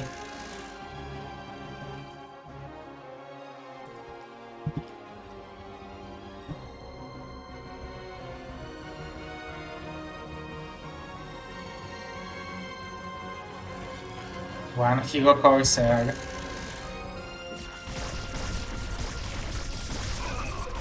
This base is unbeatable, impossible to beat.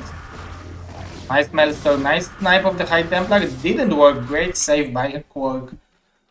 Nicely done.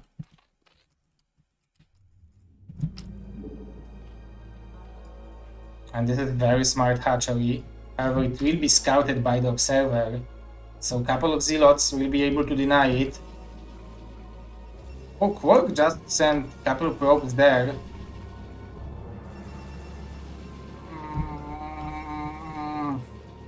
Wonder why? Maybe there was a lurker over there or something like that.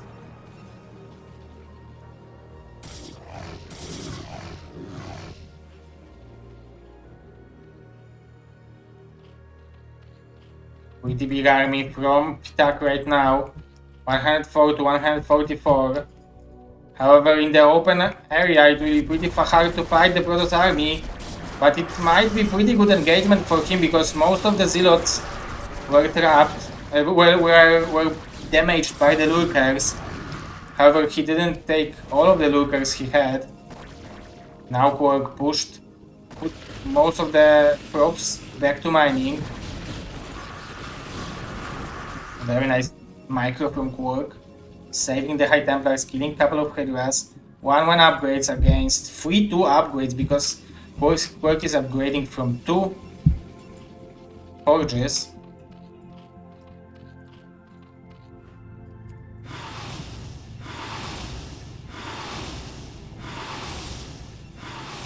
Nice micro from Ptak.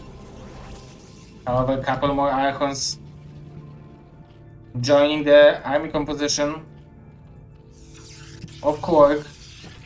If he will take expansion over here, make a couple cannons, robo facility, and we'll have lurkers here, this will be not only the base, but it will also cut the possibility of a Zerg moving out from this direction, so the army will have easier way of maneuvering over here.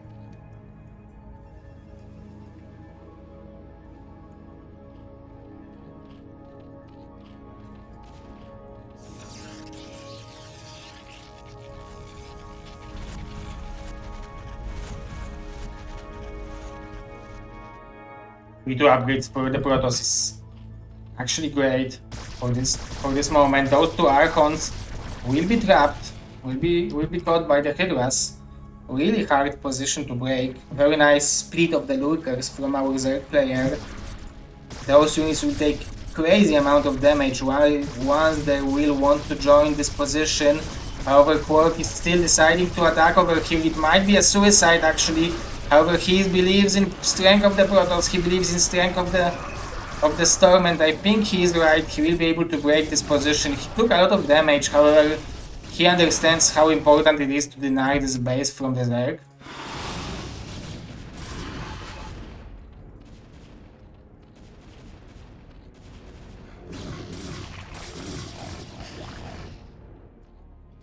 Two upgrades against 3-1-2 for the Protoss. 5 is on the way. Now Ptak will have a pretty nice surprise tournament.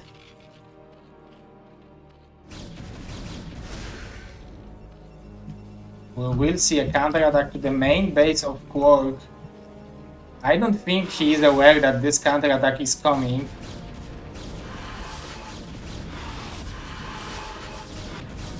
Nicely done by Ptak. He might be able to eliminate the main base of a Protoss. I didn't expect that to happen, but it will be pretty hard to break. I mean, with the High Templars incoming, maybe there will be an option. This High Templar will have energy soon. But it's definitely a nice maneuver from the Zerg. Now the High Templars finally came. He will be able to snipe, deal a lot of damage to those Hydras, to those Lurkers. Great storms, but it was a pretty fun attack, pretty nice attack from the Zerg. Maybe now. Ooh, that was a great storm by KwarK. Plenty of cannons are there.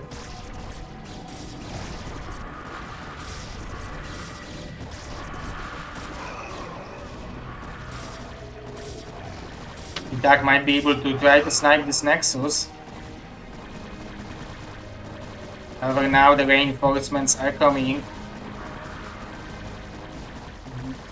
A couple of Hydras probably will have not enough damage to finish this Nexus, so KwarK saved it.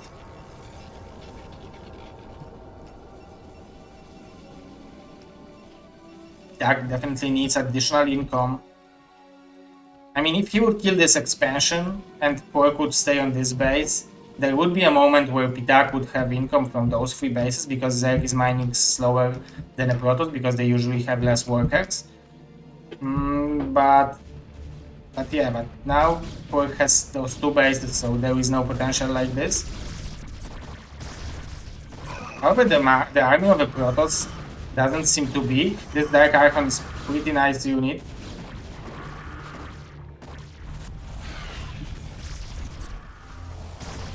Nice Maelstrom to catch 2 Lurkers. This is 2 less Lurkers on the high ground.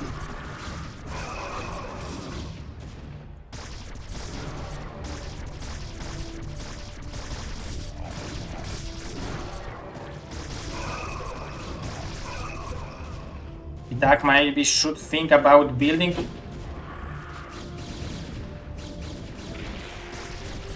some units for the money he has.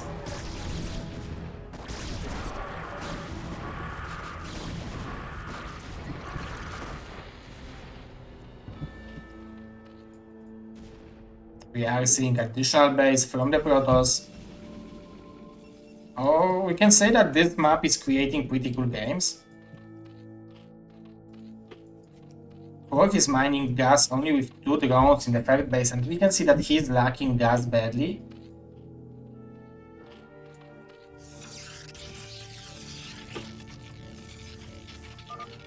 And Ptak, let's call it GG. So 3-0 domination by KwarK, 3-1 domination by KwarK. Very nicely done. The only game that the Ptak was able to win was with the Hydra Bust. So very nice performance. Actually nice performance from both players, but KwarK was definitely the one who was better. So definitely deserved to win. Congratulations for him. Good games from Ptak. He was fighting back very nicely. Especially the game on Nemesis was pretty close. The game on Third World was actually a victory for Ptak if he would only decide to build an Nidus earlier. So I would say that those players are a pretty good match for each other. They both will play in BSL Pro League. That means that they will probably have a chance to meet. Let's see how much mercy the KwarK hands will have for them. But this is it for today, guys. We are having the semifinals next Saturday, same time, same place. Bonnie versus KwarK, and the second semifinals will be the winner of Oya versus Ziki and winner of Terror versus The World.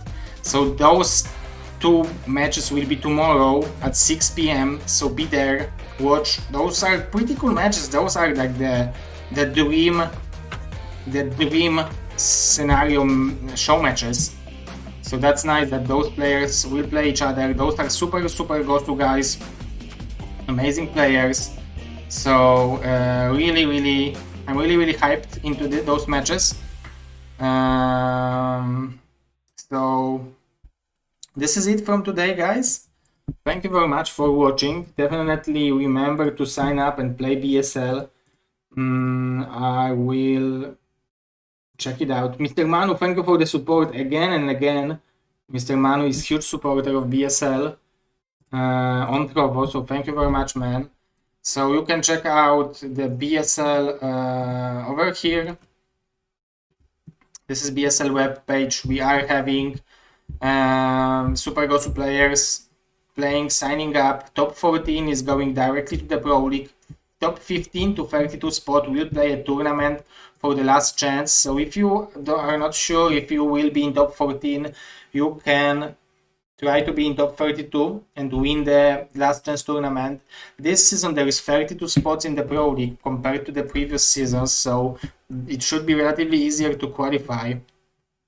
If you like what I'm doing, definitely think about signing up for Patreon of BSL, as BSL is my main job, and I would like to keep doing it next year.